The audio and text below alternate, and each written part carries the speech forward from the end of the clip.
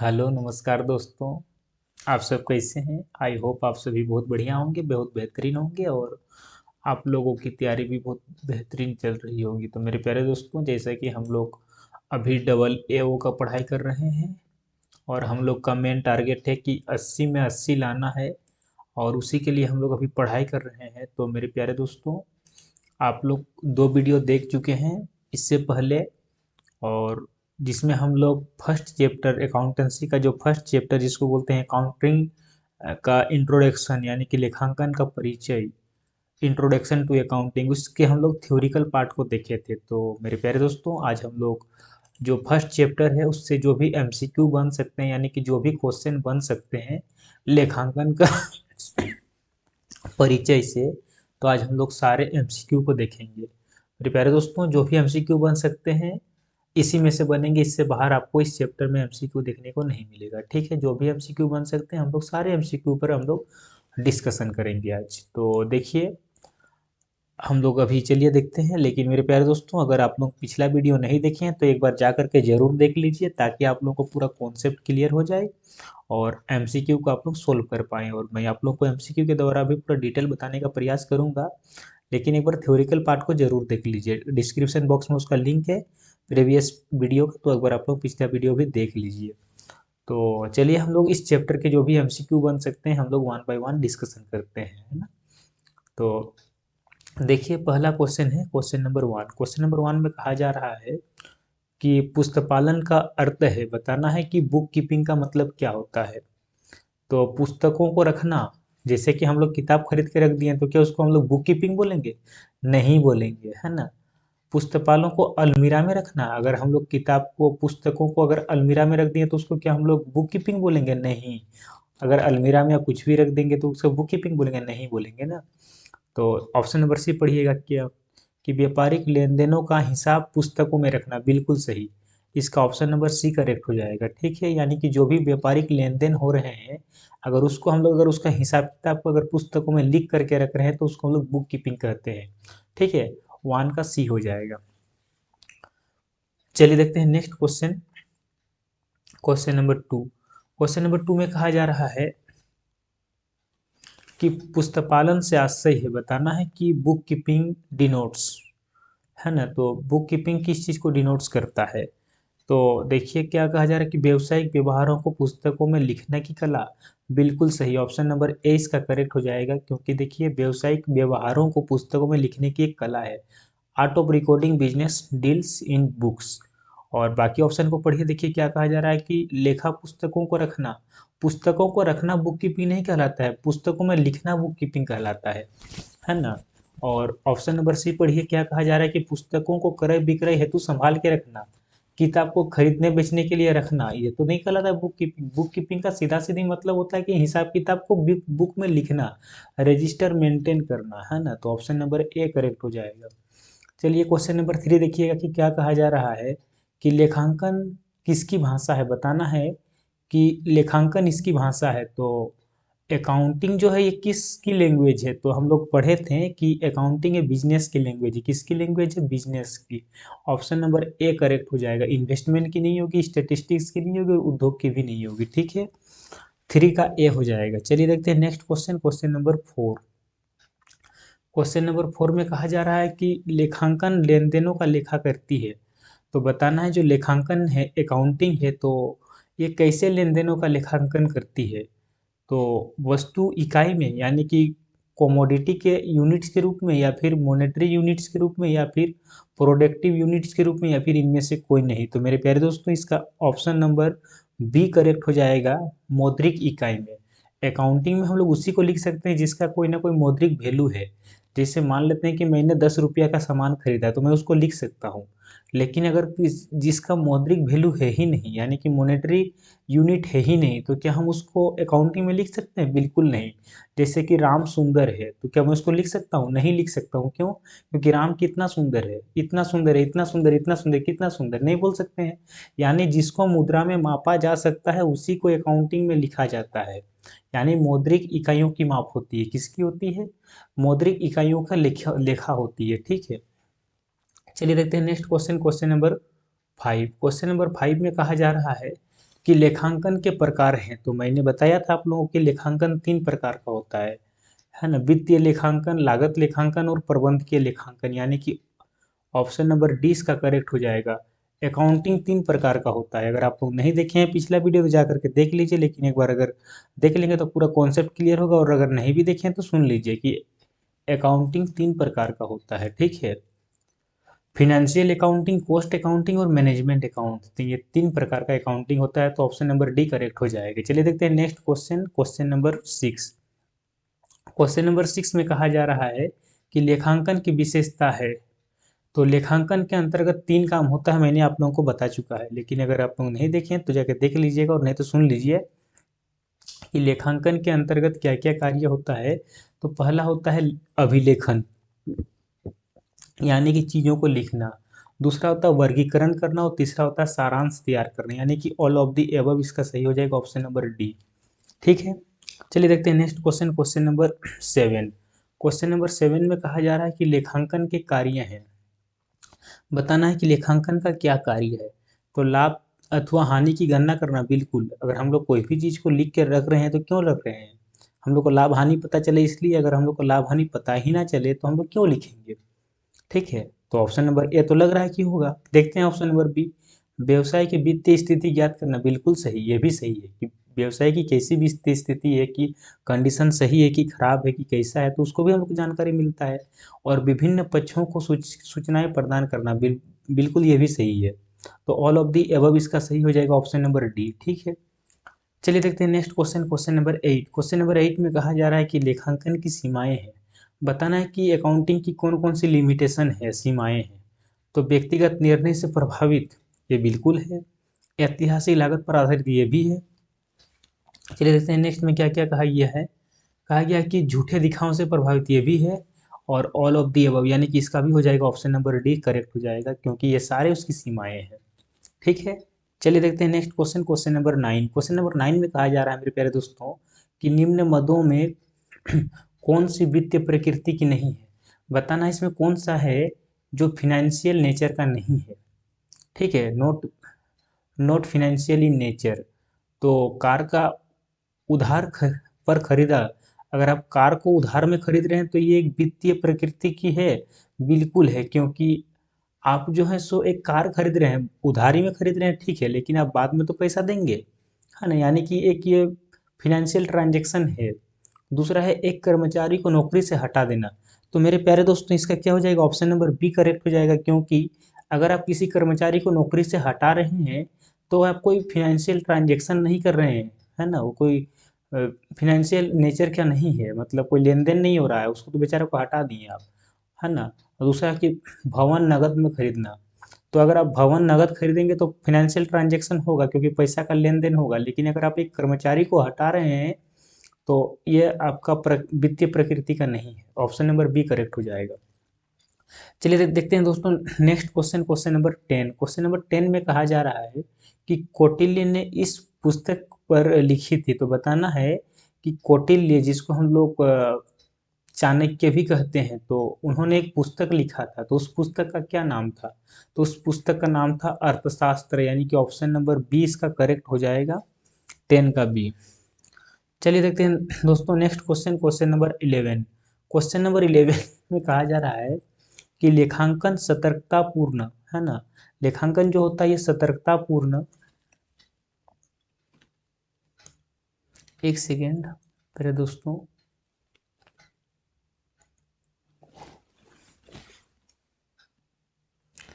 कहा जा रहा है ध्यान दीजिएगा कि लेखांकन सतर्कतापूर्ण एवं कुशल पर आधारित होती है।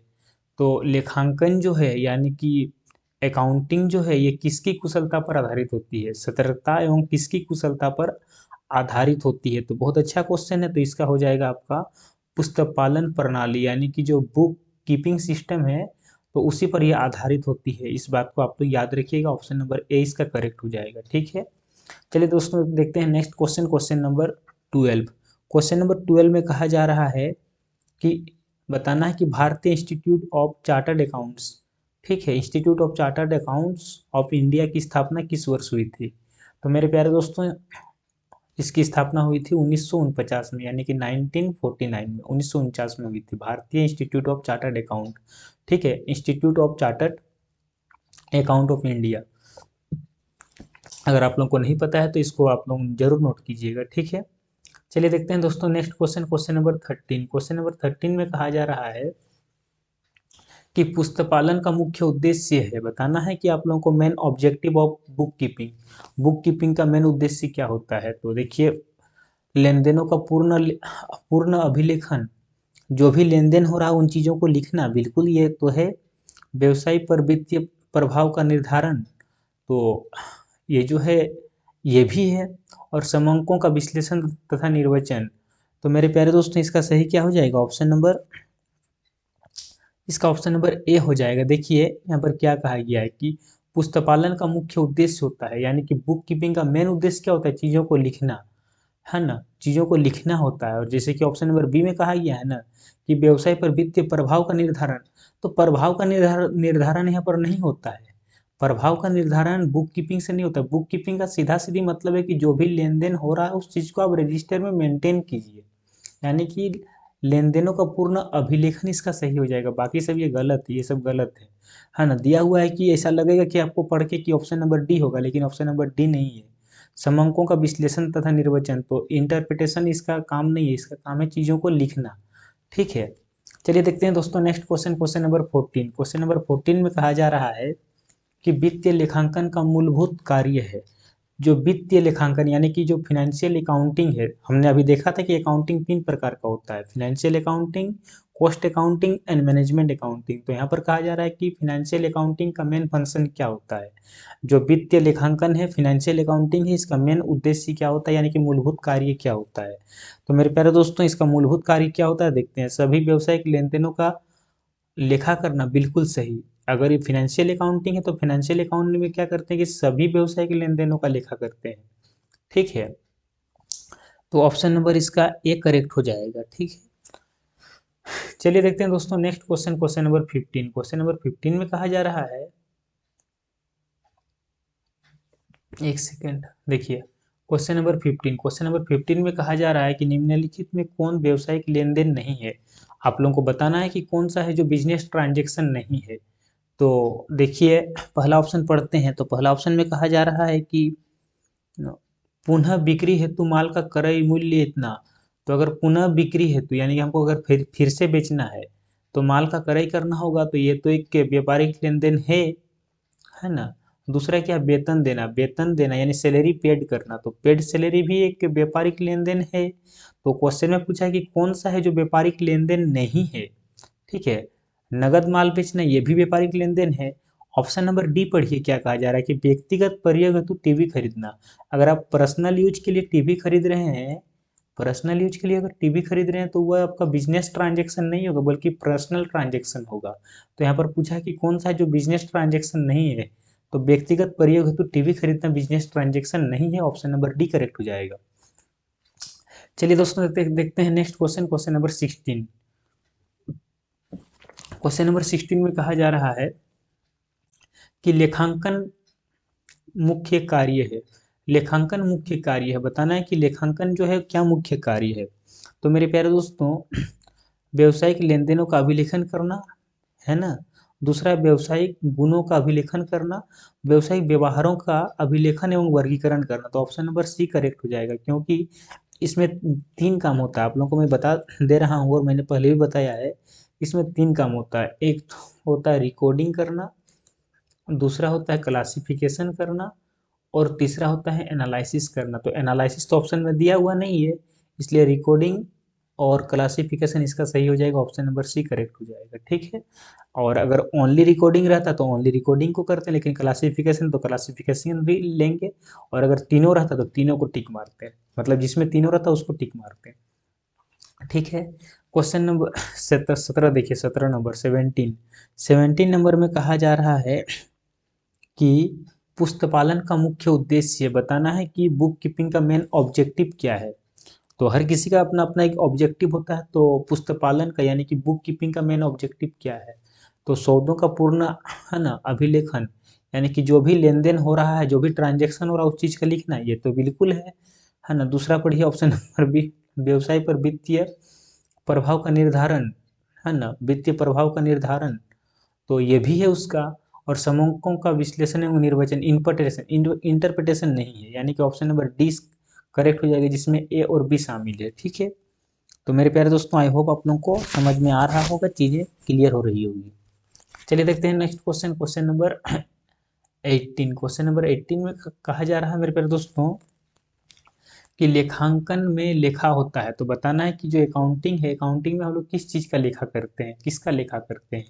केवल वित्तीय लेन देनों का, कि केवल गैर वित्तीय लेन देनों का, या फिर वित्तीय एवं गैर वित्तीय दोनों लेन देनों का, या फिर स्वामी के निजी लेन देनों का। अगर अकाउंटिंग कर रहे हैं आप, लेखा कर रहे हैं, लेखांकन कर रहे हैं, तो आप किस चीज़ का लेखा करेंगे, केवल वित्तीय लेन देनों का, यानी कि जो फिनेंशियल ट्रांजेक्शन है उसका, या गैर वित्तीय लेन देनों का, या फिर वित्तीय और गैर वित्तीय दोनों लेन देनों का, या फिर स्वामी द्वारा अगर कोई पर्सनल काम किया जाता है तो उसका लेखा जोखा करेंगे।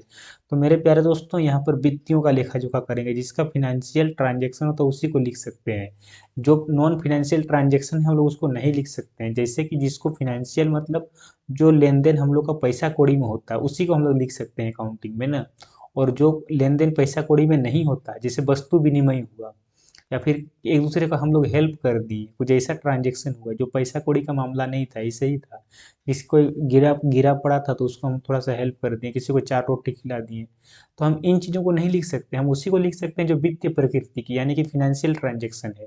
तो ऑप्शन नंबर ए इसका करेक्ट हो जाएगा। ठीक है, चलिए देखते हैं दोस्तों next question, question number 19। Question number 19 में कहा जा रहा है कि क्वेश्चन नंबर 19 में कहा जा रहा है कि कार्यालय भवन के किराए के रूप में 5,000 दिए। अगर आप एक ऑफिस को रेंट में लिए हुए हैं, अपना ऑफिस नहीं है, अगर आप ऑफिस लिए हुए हैं रेंट में, तो आपको जाहिर सी बात है कि रेंट पेमेंट करना पड़ेगा एवरी मंथ। तो अगर आप 5,000 रुपया आप रेंट दिए तो बताना है कि वो क्या है, वो एक घटना है, कि वो एक लेन देन है, कि वह दोनों है, कि इनमें से कोई नहीं। तो मेरे प्यारे दोस्तों ये क्या है, एक लेन देन है। क्या है, एक लेन देन है। देखिए जब भी कोई चीज़ का लेन देन होता है, यानी कि कोई चीज़ देते हैं या लेते हैं, उसको बोलते हैं लेन देन। और कोई चीज़ लेन देन करने के बाद अगर कुछ बच जाता है, जिसमें हम लोग को रिजल्ट फाइंड आउट होता है, उसको बोलते हैं घटना। आगे चल के मैं आप लोगों को और बताऊंगा, इसके लिए घबराने की कोई बात नहीं, लेकिन जान के रख लीजिए ये क्या है, एक लेन देन हुआ। ठीक है, चलिए दोस्तों देखते हैं क्वेश्चन नंबर 20। क्वेश्चन नंबर 20 में कहा जा रहा है कि निम्नलिखित में आप लोगों को बताना है कि कौन सी लेन देन वित्त प्रकृति की नहीं है। बताना है कौन सा ऐसा ट्रांजेक्शन है जो फिनेंशियल कैरेक्टर का नहीं है ना, फाइनेंशियल कैरेक्टर का नहीं है। तो माल का उधार खरीदना, माल का उधार खरीदना मतलब आज नहीं तो कल तो पेमेंट करेंगे ही करेंगे। भवन खरीदना, अगर आप बिल्डिंग परचेज कर रहे हैं तो ये भी आपका है ना। वेतन का भुगतान करना, वेतन का भुगतान करना भी फिनेंशियल ट्रांजेक्शन है। बताना है कि कौन सा फिनेंशियल ट्रांजेक्शन नहीं है ना। तो कर्मचारियों द्वारा हड़ताल करना, देखिए कर्मचारी द्वारा अगर हड़ताल किया जा रहा है तो ये कोई फिनेंशियल ट्रांजेक्शन नहीं, कोई लेन देन नहीं है, बल्कि उन लोगों का कोई डिमांड होगा उसको फुलफिल करना होगा। ठीक है, चलिए दोस्तों देखते हैं next question, question number 21। Question number 21 में क्या कहा जा रहा है, क्वेश्चन नंबर 21 में कहा जा रहा है कि लेखांकन सूचनाओं के आंतरिक उपयोगकर्ता कौन कौन है, बताना है। तो जैसे कि अकाउंटिंग इंफॉर्मेशन के 2 उपयोगकर्ता होते हैं, मैंने पिछला वीडियो में बताया है, अगर आप लोग नहीं देखें तो जाकर के देख लीजिए। एक होता है इंटरनल, एक होता है एक्सटर्नल। तो बताना है कि इंटरनल कौन है। यहाँ पर पूछा है कि इंटरनल यूजर कौन है। तो मैनेजर जो होते हैं ये इंटरनल होते हैं, क्योंकि अंदर के व्यक्ति होते हैं, है ना। तो ऑप्शन नंबर इसका सी करेक्ट हो जाएगा, 21 का सी। चलिए तो दोस्तों देखते हैं next question, question number 22। Question number 22 में कहा जा रहा है कि लेखांकन सूचनाओं का बाह्य उपयोगकर्ता है, यानी कि जो एक्सटर्नल यूजर हैं, तो एक्सटर्नल यूजर कौन कौन है। शोधकर्ता है, सरकार है, या कर पदाधिकारी जो कर टैक्स जिलों अथॉरिटीज में है टैक्स लेते हैं। तो ऑल ऑफ दी अबव इसका सही हो जाएगा। ये तीनों के तीनों जो है हम लोग के बाह्य उपयोगकर्ता हैं, यानी कि बाह्य उपयोग करता है, इंटरनल नहीं है, एक्सटर्नल है। ठीक है, हम लोग थ्योरिकल पार्ट में डिटेल में पढ़े हैं, तो इसीलिए मैं आप लोगों को बार बार बोल रहा हूँ कि आप लोग थ्योरिकल पार्ट अगर नहीं देखें तो थ्योरिकल पार्ट जरूर देखिए, और आप लोगों को वहाँ से ज़्यादा हेल्प मिलेगा और यहाँ से भी आप लोगों को मिला करके हेल्प मिलेगा। ठीक है, देखिए 23 नंबर में क्या कहा जा रहा है, क्वेश्चन नंबर 23 को पढ़िए। 23 नंबर में क्या कहा जा रहा है, 23 नंबर में कहा जा रहा है कि 31 दिसंबर 2018 को अशोक लिमिटेड ने मोहन लिमिटेड से 1,75,000 में खरीदा है, एक मशीन खरीदा है। किसने किससे खरीदा? अशोक ने खरीदा। किससे? मोहन लिमिटेड से खरीदा है। तो बताना है कि यह एक लेन देन है, कि यह एक घटना है, कि यह एक लेन देन और घटना दोनों है, कि इनमें से कोई नहीं। तो मेरे प्यारे दोस्तों, इसका सही आंसर क्या हो जाएगा कि यह एक लेन देन भी है और एक घटना भी है। देखिए, किससे खरीदें, कहाँ से खरीदें, क्या खरीदें, कितना में खरीदें, अगर ये चारों क्वेश्चन का आंसर मिल रहा है तो वो घटना भी होगा और लेन देन भी होगा। किससे खरीदें, कहाँ से खरीदें, क्या खरीदें, कितना में खरीदें, अगर ये चारों का आंसर मिल रहा है तो उसको हम लोग लेन देन के साथ साथ घटना दोनों बोलेंगे। ठीक है, चलिए देखते हैं 24 नंबर। 24 नंबर में कहा जा रहा है कि प्रबंधकीय लेखांकन यानी कि जो मैनेजमेंट अकाउंटिंग है, तो मैनेजमेंट अकाउंटिंग क्या है आप लोगों को बताना है कि ये लिपिकीय कार्य है यानी कि ये क्लरिकल वर्क है, या फिर यह एक अकाउंटिंग फॉर फ्यूचर यानी कि भविष्य के लिए लेखांकन है, कि बताना है कि प्रबंध से संबंधित लेन देनों का अभिलेखन करने की तकनीक है। तो मेरे प्यारे दोस्तों, इसका सही हो जाएगा ऑप्शन नंबर सी, यानी कि नाम में ही देखिए मैनेजमेंट लिखा हुआ, तो इसका आंसर कौन सा होगा? मैनेजमेंट वाला होगा। यानी कैसे हम चीज़ों को सही तरीके से मैनेज कर सकते हैं, उस चीज़ का लेखांकन को बोलते हैं मैनेजमेंट अकाउंटिंग। ठीक है, चलिए दोस्तों देखते हैं next question, question number 25। Question number 25 में कहा जा रहा है कि निम्न में कौन लेखांकन की सीमा नहीं है? देखिए, लेखांकन की सीमाएं होती हैं, तो बताना है कि कौन सी लेखांकन की सीमा नहीं है। तो देखिए, ऑप्शन को हम लोग चलिए पढ़ते हैं। तो देखिए, कहा गया है कि कानून मामलों में प्रमाण, अगर कानूनी मामले आते हैं तो उसमें हम लोग प्रमाण बिल्कुल पेश कर सकते हैं। ऑप्शन नंबर ए इसका करेक्ट हो जाएगा, बाकी हम लोग को पढ़ने की जरूरत नहीं है, ये मैं थियोरिकल पार्ट में समझा चुका हूँ। देखिए 26 नंबर। 26 नंबर में कहा जा रहा है कि एक के वित्तीय वर्ष के अंत में इतना रुपये का माल बिक्री के पश्चात इतना रुपये का अंतिम रहत्य था। तो बताना है कि यह एक घटना है, कि एक लेन देन है, कि दोनों है, कि इनमें से कोई नहीं है। तो मेरे प्यारे दोस्तों, इसका क्या हो जाएगा? ऑप्शन नंबर 26, क्वेश्चन नंबर 26 का हो जाएगा मेरे प्यारे दोस्तों ऑप्शन नंबर ए, यानी कि देखिए ये घटना है। क्योंकि देखिए, हम किसको बेचें, कहाँ बेचें, ये सब तो नहीं बोला गया है। हम क्या बोले? हमने कहा कि अगर किसी क्वेश्चन में कितना में बेचें, किससे बेचें, कहाँ से बेचें, क्या चीज़ बेचें, अगर सबका आपको आंसर मिल रहा है तो वो घटना के साथ साथ लेन देन भी होगा। लेकिन यहाँ पर तो उतना मेंशन नहीं, तो ये क्या है? घटना है। ठीक है, चलिए दोस्तों देखते हैं next question, question number 27। Question number 27 में कहा जा रहा है कि निम्न में बताना है आप लोगों को, निम्न में कौन लेखांकन का एक उपक्षेत्र नहीं है। तो देखिए, लेखांकन के बहुत सारे उपक्षेत्र होते हैं, तो बताना है कि कौन सा इसमें उपक्षेत्र नहीं है। तो मेरे प्यारे दोस्तों, चलिए देखते हैं ऑप्शन को। तो मैनेजमेंट अकाउंटिंग इसका एक क्षेत्र है, यानी और कॉस्टिंग अकाउंटिंग भी है, फाइनेंशियल अकाउंटिंग भी है, यानी कि ऑप्शन नंबर डी इसका करेक्ट हो जाएगा। क्योंकि मैंने देखा था, हम लोगों ने देखे थे कि अकाउंटिंग का 3 पार्ट होता है, फिनेंशियल अकाउंटिंग, कॉस्ट अकाउंटिंग और मैनेजमेंट अकाउंटिंग, या फिर हम बोल सकते हैं कि इसके उपक्षेत्र हैं, हाँ ना, इसके सब फील्ड हैं। तो इसके अलावा जो दिया गया है बुक कीपिंग, तो बुक कीपिंग उसका कोई सब फील्ड नहीं है ना। आई होप मेरे प्यारे दोस्तों आप लोगों को समझ में आ रहा है। मैं बहुत स्लो बात कर रहा हूँ, बहुत स्लो समझा रहा हूँ, लेकिन चीज़ों को पूरा कॉन्सेप्ट क्लियर करा रहा हूँ, है ना। आप लोगों का मैं 80 में 80 दिलाऊंगा, मेरा ये पूरा वादा है। और देखिए 28 नंबर पढ़िए, 28 नंबर में क्या कहा जा रहा है? 28 नंबर में कहा जा रहा है कि निम्नलिखित में बताना है आप लोगों को, निम्न में से सभी लेखांकन के कार्य हैं सिवाय कौन सा है जो फंक्शंस ऑफ अकाउंटिंग का कार्य नहीं है। तो मेरे प्यारे दोस्तों, लेखांकन का कार्य क्या नहीं है बताना है ना। तो लेखांकन का कार्य क्या नहीं है? तो देखिए, लेखांकन का कार्य खतौनी करना नहीं है, यानी कि पोस्टिंग करना नहीं है। लेखांकन के अंतर्गत हम लोग डिसीजन मेकिंग करते हैं, फोरकास्टिंग करते हैं, मेजरमेंट करते हैं, लेकिन पोस्टिंग नहीं करते हैं। पोस्टिंग किस में होता है? लेजर में होता है। मैं आगे चल के आप लोगों को लेजर पढ़ाऊंगा जिसमें खतौनी होता है। ठीक है, देखिए क्वेश्चन नंबर 29 में कहा जा रहा है कि 1 सितंबर को कश्यप ने 2000 किराया दिया, तो इसको आप किस कैटेगरी में रखेंगे, कैसे वर्गीकरण करेंगे? 1 सितंबर को कश्यप ने 2000 रुपये किराया दिया, तो ये एक घटना है, कि यह एक लेन देन है, कि घटना के साथ साथ लेन देन दोनों है। तो मेरे प्यारे दोस्तों, ये घटना के साथ साथ लेन देन भी है। क्यों? क्योंकि इसमें सब कुछ मिल रहा है, कि कितना दिए, किस और कहाँ क्या दिए, किराया दिए, 2000 दिए, किसको दिए? जो हम लोग का घर का मालिक हुआ उसको दिए होंगे। इन चीज़ों का इसमें क्लियर कट है, और किसने दिया, कश्यप ने दिया, तो सारे चीज़ों का हम लोग को मिल रहा है। तो घटना के साथ साथ यह एक लेन देन भी है, लेन देन और घटना दोनों है ना। मैं आप लोगों को एक अलग से वीडियो बना दूंगा घटना और लेन देन को लेकर के, इसमें आप लोगों को जुड़े रहिएगा। आप लोगों को एक छोटा सा वीडियो 10-15 मिनट का मिलेगा, जिसमें मैंने आप लोगों को घटना और लेन देन में पूरा डिटेल बताऊंगा कि क्या क्या अंतर होता है, कैसे कब क्या होता है। ठीक है, चलिए देखते हैं क्वेश्चन नंबर 30। क्वेश्चन नंबर 30 में कहा जा रहा है कि पुस्तपालन मुख्य रूप से संबंधित है। बताना है जो बुक कीपिंग है ये मेनली कंसर्न विथ, किसके साथ कंसर्न करती है पुस्तपालन।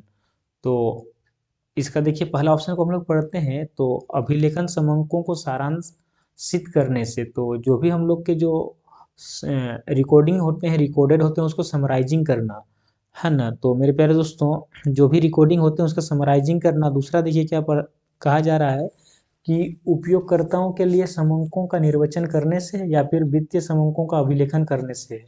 तो मेरे प्यारे दोस्तों, बुक कीपिंग का मेन उद्देश्य क्या होता है कि रिकॉर्डिंग ऑफ फाइनेंशियल डेटा, जो भी फाइनेंशियल डेटा हो रहा है उसका रिकॉर्डिंग करना।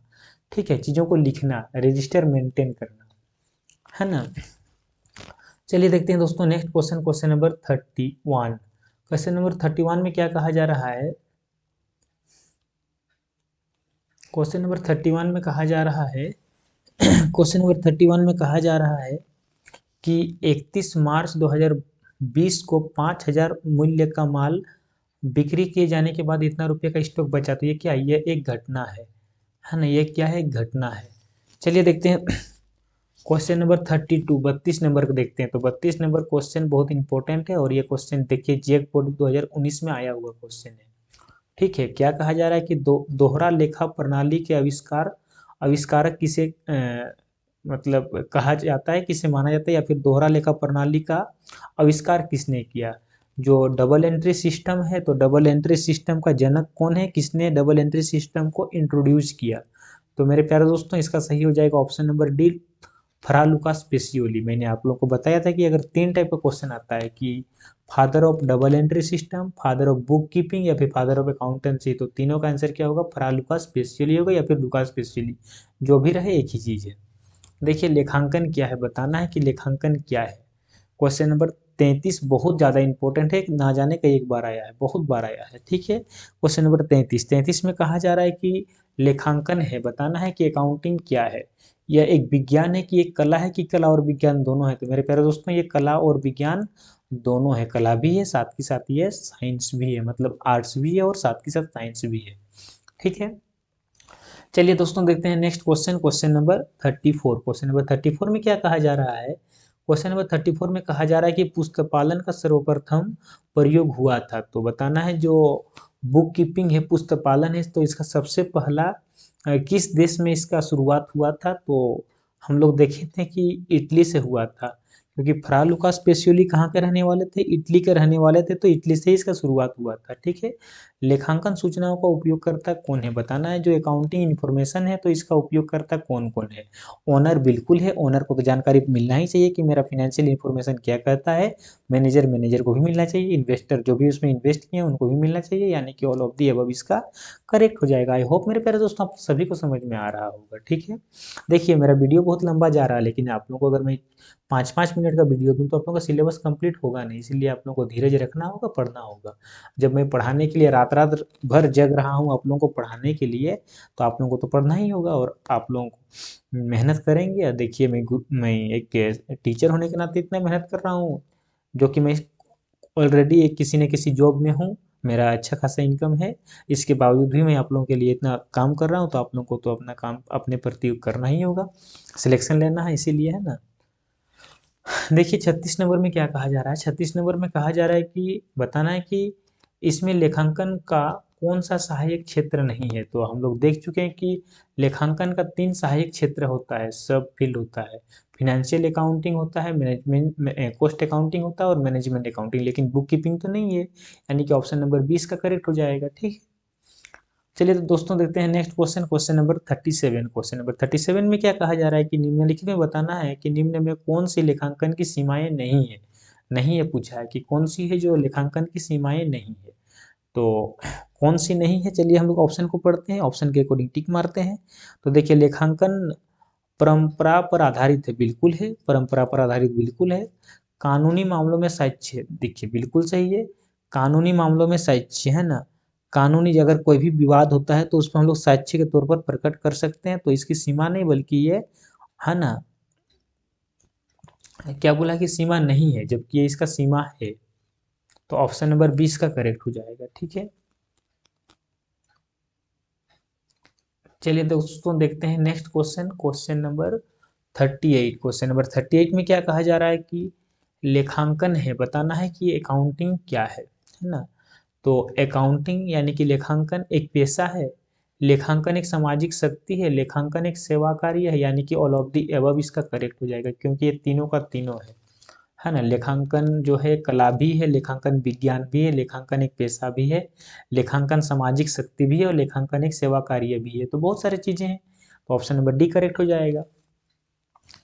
चलिए दोस्तों देखते हैं next question, question number 39। Question number 39 में क्या कहा जा रहा है, क्वेश्चन नंबर 39 में कहा जा रहा है कि लेखांकन का व्यापारियों के लिए लाभ है, लेखांकन जो है का व्यापारियों के लिए लाभ है, यानी कि the advantage of accounting for businessman. तो बिजनेसमैन लोगों के लिए किस प्रकार का लाभ है, तो अकाउंटिंग जो है कर निर्धारण से लाभ है, कर निर्धारण से लाभ है कहने का मतलब अगर अकाउंटिंग कर रहे हैं तो आप लोगों का असेसमेंट ऑफ टैक्स, टैक्स का असेसमेंट करने में हेल्प मिलता है, ठीक है। और भी बहुत सारा इसमें मदद मिलता है, ऐसा बात नहीं कि एक ही लाभ है, लेकिन ऑप्शन के अकॉर्डिंग इसमें ऑप्शन नंबर यही होगा, क्यों, क्योंकि देखिए ऑप्शन नंबर बी में क्या कहा जा रहा है कि आर्थिक स्थिरता, स्थिरता के लिए, तो आर्थिक स्थिरता तो हम लोग का अकाउंटिंग पर डिपेंड नहीं करता, ये तो हम लोग का इकोनॉमी पर डिपेंड करता है, तो ऑप्शन नंबर बी तो होगा नहीं। देश का विकास के लिए, देश के विकास के लिए तो बहुत सारी चीजें हैं, बस हम लोग अकाउंटिंग कर रहे हैं उसी से देश का विकास होगा, ये तो गलत बात है, ये तो ऐसा असंभव है ना। दूसरा मूल्य के नियंत्रण करने में, तो मूल्यों का नियंत्रण जो है ये सरकार के हाथों में है, डिमांड एंड सप्लाई के हाथों में है, ये अकाउंटिंग में इसका कोई रिलेशन नहीं, मतलब रिलेशन तो है लेकिन अकाउंटिंग से इसका कोई डायरेक्ट रिलेशन नहीं है, तो ऑप्शन नंबर डी भी नहीं होगा, तो ऑप्शन नंबर ए इसका करेक्ट हो जाएगा, ठीक है। चलिए देखते हैं क्वेश्चन नंबर 40। क्वेश्चन नंबर 40 में क्या कहा जा रहा है कि निम्न लेखांकन सूचनाओं की गुणवत्ता का निर्धारण तत्व नहीं है, निर्धारक तत्व कौन सी नहीं है बताना है, निम्न लेखांकन सूचनाओं की गुणवत्ता का निर्धारक तत्व नहीं है। Following is not qualitative characteristics of accounting information. तो मेरे प्यारे दोस्तों ये मैं आप लोग को पढ़ाया हूँ, और आप लोगों को इसके लिए मैं एक छोटा सा वीडियो और बना दूंगा, अगर आप लोगों को इसमें डाउट हो तो इसमें बताना है आप लोगों की लेखांकन सूचनाएं, जो भी हम लोग का अकाउंटिंग इंफॉर्मेशन है उसकी गुणवत्ता, यानी कि उसमें जो हम लोगों का क्वालिटेटिव होता है, गुणवत्ता होता है, उसका निर्धारक तत्व नहीं है, यानी उसमें क्वालिटी में कोई उसमें कोई उसका एलिमेंट नहीं है, तत्व नहीं है, कैरेक्टरिस्टिक्स नहीं है। तो मेरे प्यारे दोस्तों चलिए ऑप्शन को पढ़ते हैं। ऑप्शन में कहा जा रहा है विश्वसनीयता, बिल्कुल सही, विश्वसनीयता तो है ना। उसके बाद देखिए सरलता, सिंप्लिसिटी, सिंप्लिसिटी नहीं है, सरलता नहीं है ना। संबद्धता, रिलीवेंस और बोधगम्यता, ये तीनों है, मैंने आप लोगों को पढ़ाया है ना। तो ऑप्शन नंबर 20 का करेक्ट हो जाएगा, क्योंकि ऑप्शन नंबर बी नहीं है। और चलिए देखते हैं next question, question number 41। Question number 41 में क्या कहा जा रहा है, क्वेश्चन नंबर 41 में कहा जा रहा है कि लेखांकन जो है ये लेखांकन की भाषा है, तो बताना है ये लेखांकन किसकी भाषा है। तो लेखांकन एक बिजनेस की भाषा है, व्यापार की भाषा है, किसकी भाषा है, व्यापार की भाषा, यानी कि बिजनेस की भाषा है। ऑप्शन नंबर सी इसका करेक्ट हो जाएगा। लेखांकन किसकी भाषा है, तो लेखांकन व्यापार की भाषा है, ऑप्शन नंबर सी करेक्ट हो जाएगा, ठीक है। चलिए देखते हैं next question, question number 42। Question number 42 में क्या कहा जा रहा है कि पुस्तपालन की प्रारंभिक इकाई क्या होती है। तो जो पुस्तपालन होता है यानी कि बुक कीपिंग होता है, तो उसका पहला स्टेप क्या है, तो पहला स्टेप होता है जर्नलाइजिंग, यानी कि journal entry, option number A इसका करेक्ट हो जाएगा, ठीक है। मैं आप लोगों को अकाउंटिंग साइकिल पढ़ाया हूँ, आप लोग अकाउंटिंग साइकिल पिछला क्लास में जाकर के देख लीजिएगा, ठीक है। चलिए देखते हैं next question, question number 43। Question number 43 में क्या कहा जा रहा है कि पुस्तक के जन्मदाता, यानी कि बुक कीपिंग के जो जन्मदाता है वो कौन है। तो हम लोग देखे थे कि अगर 3 टाइप का क्वेश्चन आता है तो तीनों का आंसर क्या होगा, ऑप्शन नंबर सी होगा, यानी कि फ्रा लुकास पेसियोली ही होगा, है ना। अकाउंटेंसी का फादर पूछे, चाहे बुक कीपिंग का पूछे, या फिर डबल एंट्री सिस्टम का पूछे, अगर क्वेश्चन कैसे भी घुमा करके आता है तो इसका आंसर क्या देना है, लुकास पेसियोली या फिर फ्रा लुकास पेसियोली। ठीक है। देखिए, पुस्तपालन और लेखांकन की प्रथम पुस्तक कब प्रकाशित हुई थी? तो पुस्तपालन और लेखांकन की जो प्रथम पुस्तक थी उसका नाम था द कंप्यूटिस्ट डिस्क्रिप्टराइज। मैंने आप लोगों को पिछला क्लास में पढ़ाया है, अगर आप लोग नहीं देखें तो जाकर देख लीजिए। और ये कब पब्लिश हुई थी? तो 1494 में, यानी कि ऑप्शन नंबर सी इसका करेक्ट हो जाएगा। ठीक है, चलिए देखते हैं next question, question number 45। Question number 45 में क्या कहा जा रहा है कि निम्नलिखित में किससे व्यापार की भाषा कहा जाता है? तो व्यापार की भाषा किसको बोलते हैं, है ना? तो देखिए, बिजनेस का लैंग्वेज, तो बिजनेस में तो बहुत सारे लैंग्वेज होते हैं, तो लेकिन जो व्यवसाय की जो भाषा है यानी कि बिजनेस की जो लैंग्वेज है वो कौन सी भाषा है? तो लेखांकन, यानी कि ऑप्शन नंबर बी करेक्ट हो जाएगा। यहाँ पर अकाउंटेंसी नहीं बल्कि अकाउंटिंग होना चाहिए था। अकाउंटिंग, अकाउंटिंग क्या है? अकाउंटिंग व्यापार की भाषा है। ठीक है, अकाउंटिंग किसकी भाषा है? व्यापार की भाषा है। ऑप्शन नंबर बी करेक्ट हो जाएगा। चलिए देखते हैं next question, question number 46। Question number 46 में कहा जा रहा है कि लेखांकन की कौन सी शाखा है? बताना है कि लेखांकन के तो बहुत सारे ब्रांचेज होते हैं, तो कौन सी ब्रांच है, कौन सी शाखा है? शाखा में व्यवसाय द्वारा उत्पादित वस्तुओं और सेवाओं के उत्पादन लागत ज्ञात की जाती है, यानी कि कॉस्ट निकाला जाता है। तो मेरे प्यारे दोस्तों, जैसे कि यहाँ पर कॉस्ट का बात किया गया, तो कौन सा मैनेजमेंट होगा, कौन सा अकाउंटिंग होगा? तो कॉस्ट अकाउंटिंग होगा, यानी कि ऑप्शन नंबर डी करेक्ट हो जाएगा। नाम में ही छिपा है कॉस्ट, तो आंसर कौन सा होगा? कॉस्ट हो जाएगा। तीन टाइप का अकाउंटिंग होता है, फाइनेंशियल अकाउंटिंग, मैनेजमेंट अकाउंटिंग और कॉस्ट अकाउंटिंग। तो जहाँ पर कॉस्ट की बात हो तो कॉस्ट अकाउंटिंग होगा, जब मैनेजमेंट की बात हो तो मैनेजमेंट अकाउंटिंग की बात होगा, और ओवरऑल फाइनेंसिंग की बात हो तो फाइनेंशियल अकाउंटिंग हो जाएगा।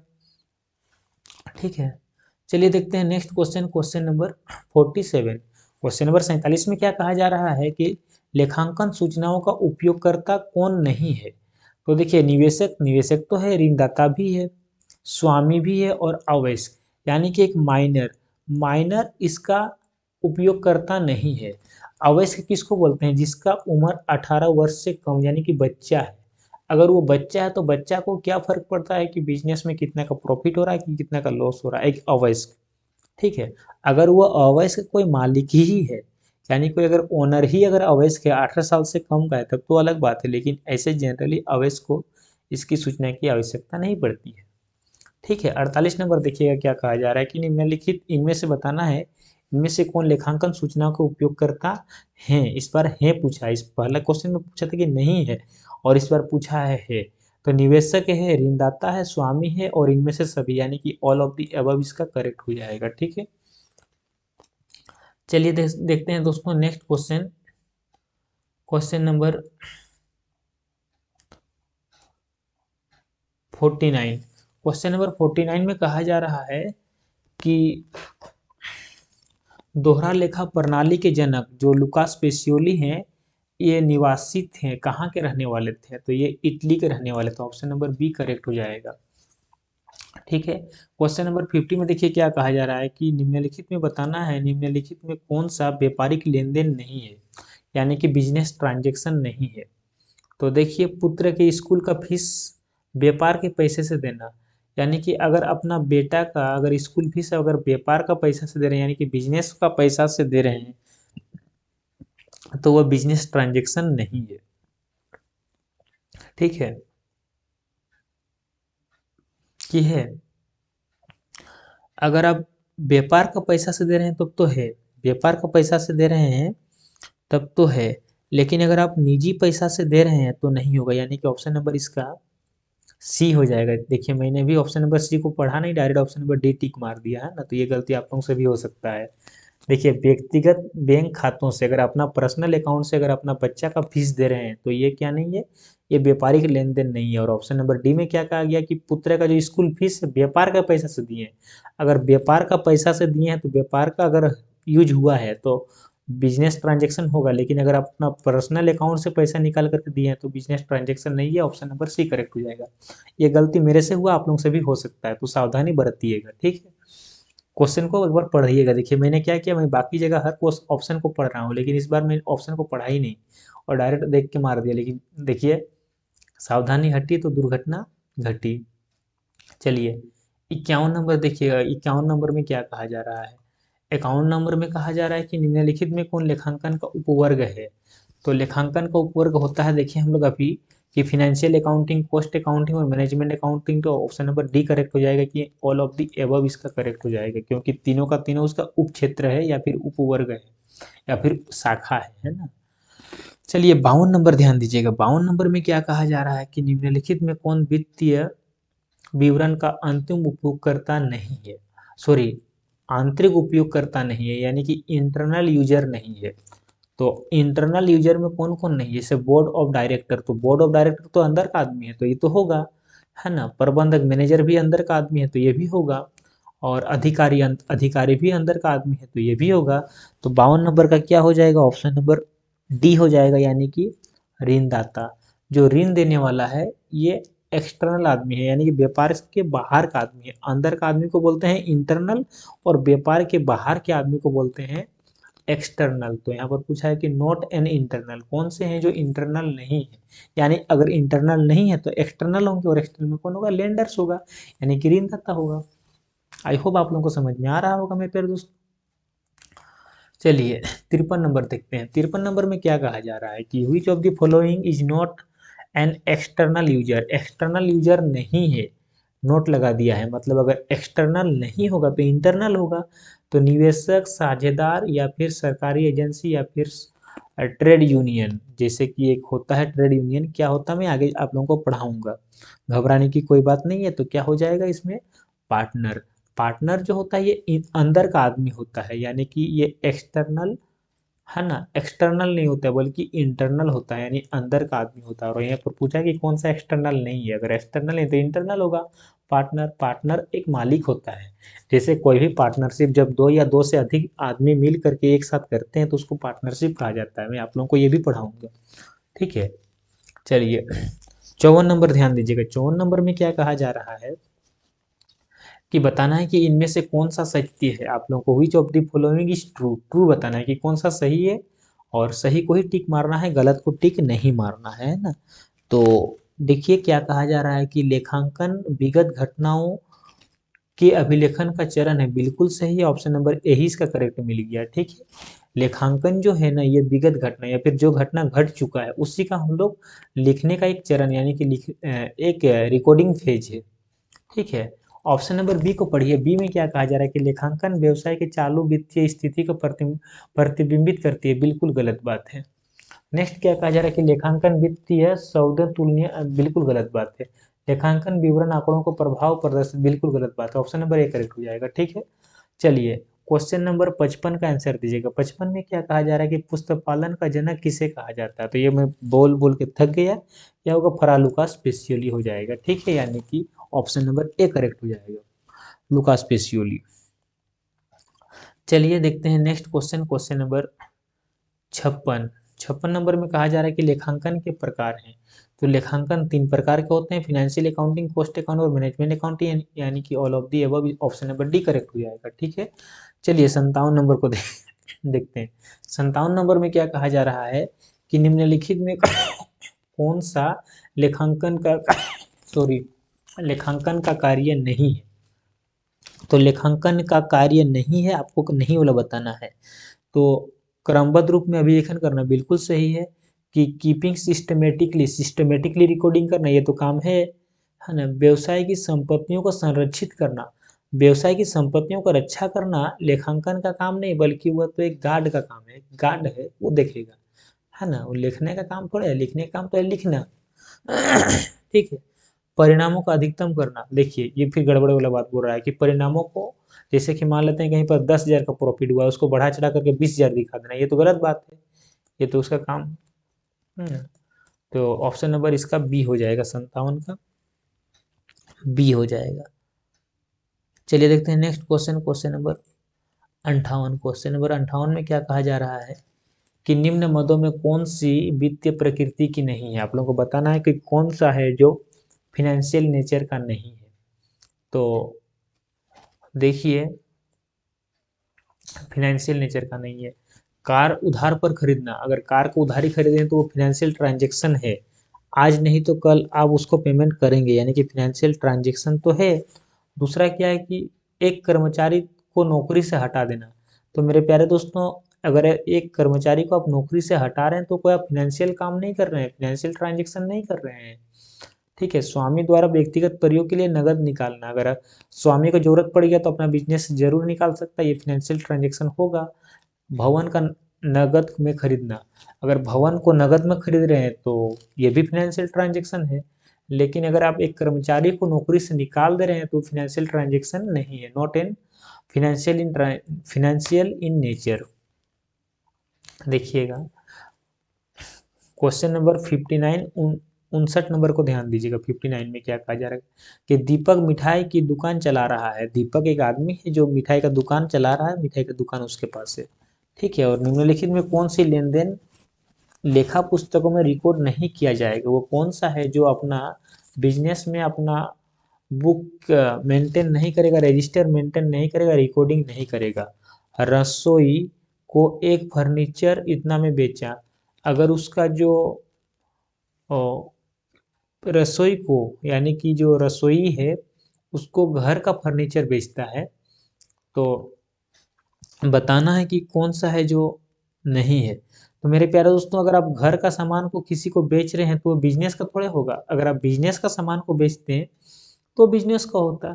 तो यहाँ पर बोल रहा है कि उस कौन सा है जो अपना पुस्तक में रिकॉर्ड नहीं करेगा, तो ये पर्सनल मैटर को बिजनेस, जो इसका पर्सनल मैटर है इसको बिजनेस में इंक्लूड नहीं करेगा।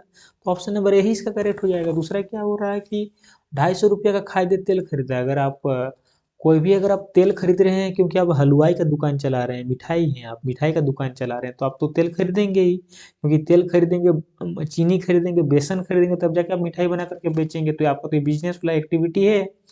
और 400 रुपये का मिठाई घर ले गए हैं, तो अगर आप घर ले गए तो बिजनेस का ही, अपना दुकान का ही तो मिठाई ले गए, यानी कि वो भी उसका इफेक्ट पड़ा। लेकिन अगर आप घर का सामान को बेच रहे हैं तो उसमें बिजनेस में कोई इफेक्ट नहीं पड़ेगा। ऑप्शन नंबर ए करेक्ट हो जाएगा। ठीक है, देखिए लेखांकन शुरू होता है, बताना है कि लेखांकन का शुरुआत कहाँ से होता है ना। तो लेखांकन देखिए, आप लोगों को मैंने एक चीज़ बताया था, अगर आप लोग इस चीज़ को समझे होंगे, सुने होंगे, तो आप लोगों को इसका बेहतरीन आंसर पता होगा, और अन्यथा नहीं पता होगा कि सबसे पहला स्टेप होता है बुक कीपिंग का।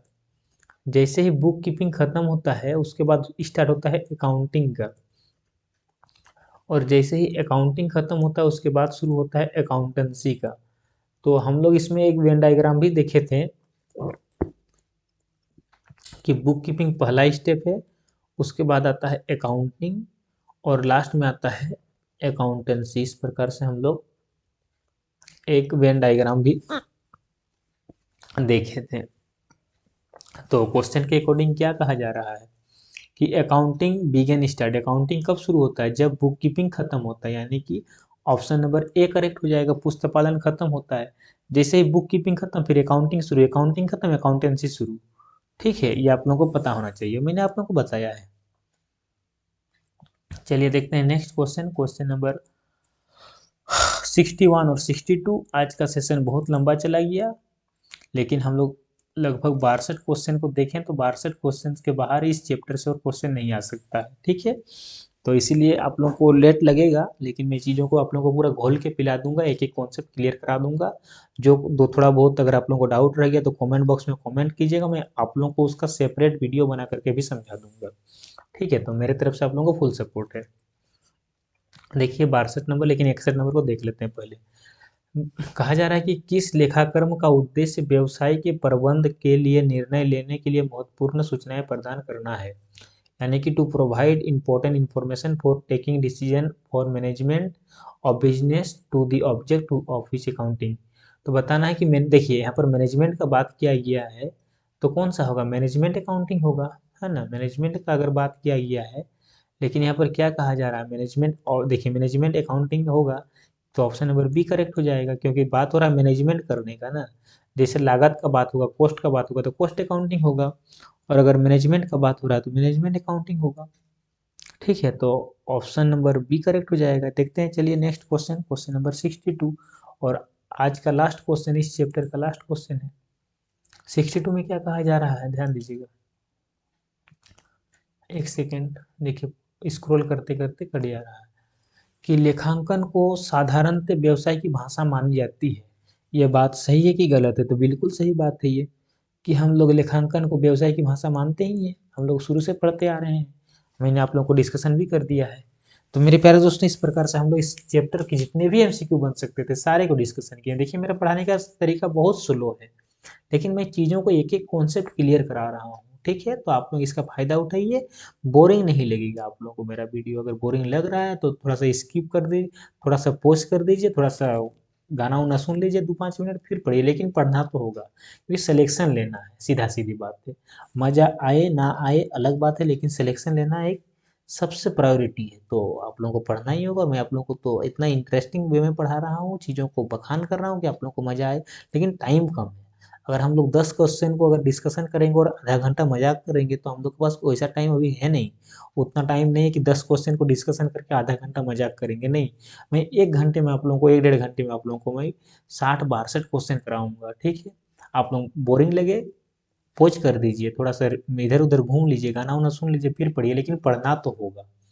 ठीक है मेरे प्यारे दोस्तों, तो आज के लिए बस इतना ही। हम लोग अब सेकेंड चैप्टर शुरू करेंगे, जिसका नाम है basic accounting term and terminology. और उस चैप्टर में आप लोगों को बहुत मजा आएगा कि कौन कौन से टर्म होते हैं और कौन कौन सी टर्मिनोलॉजी होती है। इन सारे चीज़ों पर हम लोग बात करेंगे। ठीक है, तो आप लोग अपना तैयारी को बुलंद रखिए, हंसते रहिए, मुस्कुराते रहिए, पढ़ते रहिए और आगे बढ़ते रहिए। मिलते हैं नेक्स्ट वीडियो में, तब तक के लिए आप सभी को थैंक यू।